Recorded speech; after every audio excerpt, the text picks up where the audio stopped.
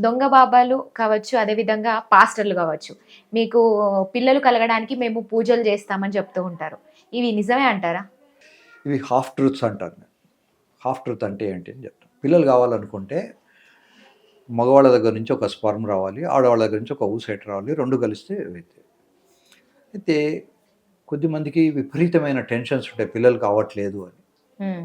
ఆ టెన్షన్ ఉన్నప్పుడు వాళ్ళకు శరీరంలో రావాల్సినటువంటి హార్మోన్స్ రావు. హ్మ్. సో, బాబాలను కాకుండా దేవుళ్ళని నమ్ముకుంటే తప్పులేదు. హ్మ్. హ్మ్. మనుషుల్ని కాదు. అదే. అదే. వాడు ఎంత గొప్ప గాడ్ మ్యాన్ గానీ, గాడ్ వుమన్ గానీ, ఏమైనా గానీ వాళ్ళని దూరం పెట్టాలి. నేను ప్రతిసారి చెప్తాను. హ్మ్. మనము కృష్ణుడు చెప్పినటువంటి భగవద్గీతను ప్రాక్టీస్ చేయండి.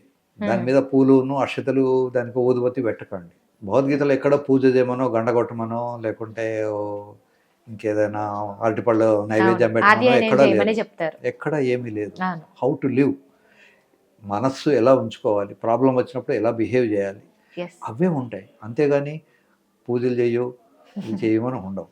అవును. అయితే ఒక్కొక్కసారి మేము కూడా ఏం చేస్తామంటే బాగా ఓబీస్ లేడీ వస్తుందనుకోండి. హ్మ్. ఆల్రెడీ పిల్లలు పుట్టట్లేదు, లావుగా ఉన్నారు. ఆమెను రన్నింగ్ చేయమనో, వాకింగ్ చేయమనో చెప్తే బద్ధకంగా ఉంటుంది. అమ్మ నువ్వు రోజు 1000 ప్రదక్షిణాలు హనుమంతుని చుట్టూ చేసి, హనుమంతుని పూజారితో సంబంధం లేదు. కేవలం టెంపుల్ చుట్టూ తిరగడం. అదే. అలా తిరగడం వల్ల కొంత ఫిజికల్ యాక్టివిటీ వస్తుంది. హ్మ్. ఈ లేడీస్‌లో కొద్ది కిలోల బరువు తగ్గినా కూడా మళ్ళీ ఫర్టిలిటీ వస్తుంది. హ్మ్. ఫర్ ఎగ్జాంపుల్ నా దగ్గరికి 80 కేజీ లేడీ వచ్చారనుకోండి. ఆమె ఒక 3 కేజీ తగ్గినా కూడా మళ్ళీ ప్రెగ్నెన్సీ వస్తుంది. ఓకే. ఈ ప్రీస్ట్స్ గానీ, లేకుంటే పూజారులు గానీ, బాబాలు గానీ, బీబీలు గానీ వీటిని నమ్మకూడదు. హ్మ్. వాళ్ళు మీరు పూజలు చేయండి, పిల్లలు పుడతారు అని అట్లా ఇట్లా పిచ్చిగా హ్మ్. కనుక వాటి నుంచి దూరంగా ఉండాలి. ఎప్పుడు కూడా సిక్కులకు ఒక గొప్ప ట్రెడిషన్ ఉంది. వాళ్ళ గురువు గారిని ఒకసారి ముస్లిం కింగ్స్ వాళ్ళు చంపేశారు. అప్పటినుంచి వాళ్ళు గురు గ్రంథ సాహిబ్, వాళ్ళ గురువు ఎవరు అంటే పుస్తకమే. హ్మ్. గురు గ్రంథ సాహిబ్ అంటారు దాన్ని. అవును. ఆ! యాహ్! సో, పుస్తకమే గురువు. సో, మనకు గూడా గురువు ఎవరు?